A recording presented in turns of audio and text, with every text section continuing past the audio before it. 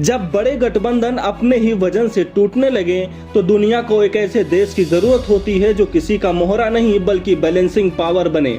और आज की दुनिया में अगर कोई देश इस रोल में सबसे ज्यादा मजबूती से खड़ा दिखाई दे रहा है तो वो है भारत। क्योंकि आज अमेरिका और यूरोप के रिश्तों में ऐसी दरार पड़ चुकी है कि यूरोप अब खुलकर कहने लगा है हम अमेरिका पर भरोसा करके नहीं चल सकते। और यही वो मोमेंट है जहां भारत की स्ट्रेटेजिक वैल्यू अचानक से कई गुना बढ़ जाती है। दरअसल यूरोपीय यूनियन की जो पेशेंस थी अब वो डोनाल्ड ट्रंप के साथ खत्म हो चुकी है। कुछ दिन पहले डोनाल्ड ट्रंप ने एक बयान दिया, NATO is zero without America.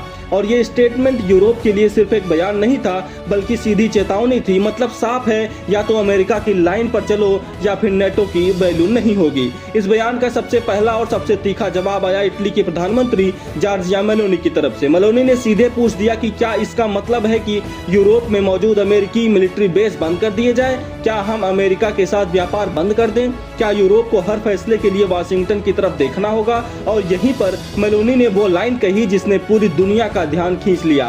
उन्होंने कहा कि अब यूरोप को रूस के राष्ट्रपति व्लादिमीर पुतिन से बातचीत के लिए दरवाजा खोलना चाहिए। ये वही इटली है जो कुछ समय पहले तक रूस के खिलाफ सबसे सख्त बयान देता था और अब इटली के बाद जर्मनी भी खुलकर सामने आ गया। जर्मनी के नए चांसलर फ्रेडरिक मर्च भारत के दौरे के बाद जब जर्मनी पहुंचे तो वहां उन्होंने एक भाषण के दौरान कहा कि Russia is a European country, Russia is Europe biggest neighbour. उनके कहने का मतलब था कि रूस यूरोप का दुश्मन नहीं है, रूस यूरोप का पड़ोसी है और बातचीत जरूरी है। यह बयान जितना साधारण लगता है उतना ही धमाकेदार है।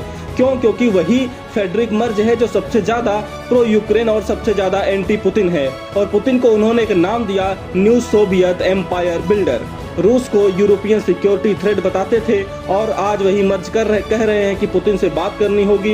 ये एक 180 डिग्री टर्न है। अगर आप सोच रहे हैं कि सिर्फ इटली और जर्मनी तक सीमित है तो नहीं। फ्रांस के राष्ट्रपति इमैनुअल मैक्रोन जो काफी समय ही पहले कह चुके हैं कि US under Trump international rule से दूर जा रहा है, अमेरिका अपने पुराने दोस्तों को भूल रहा है और यूरोप को खुद के फैसले खुद लेने होंगे। अब सवाल आता है यूरोप अचानक पुतिन से बात क्यों करना चाहता है? इसके पीछे 3 कारण है।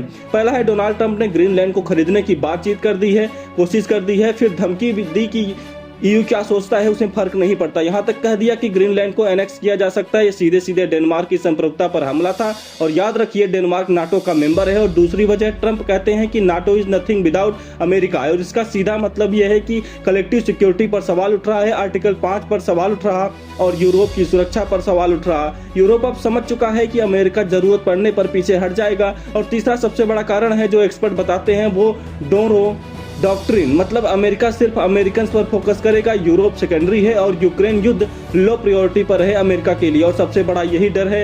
यूरोप को अब ये बात समझ में आ चुकी है कि अमेरिका हर बात साथ नहीं देगा और रूस यूरोप का परमानेंट पड़ोसी है। बातचीत के बिना शांति संभव नहीं है। इसलिए ईयू अब अमेरिका को साइडलाइन कर रहा है और सीधे रूस से चैनल खोलने की बात कह रहा है। अब आते हैं सबसे अहम पॉइंट पर, भारत। जब अमेरिका अनप्रिडिक्टेबल हो और रूस आइसोलेटेड है और यूरोप कंफ्यूज हो तो दुनिया को चाहिए एक भरोसेमंद बैलेंस पावर। और ये वही जगह है जहां भारत खड़ा है। भारत किसी ब्लॉक का पपेट नहीं है। रूस से भी बात करता है, अमेरिका से भी बात करता है और यूरोप से भी।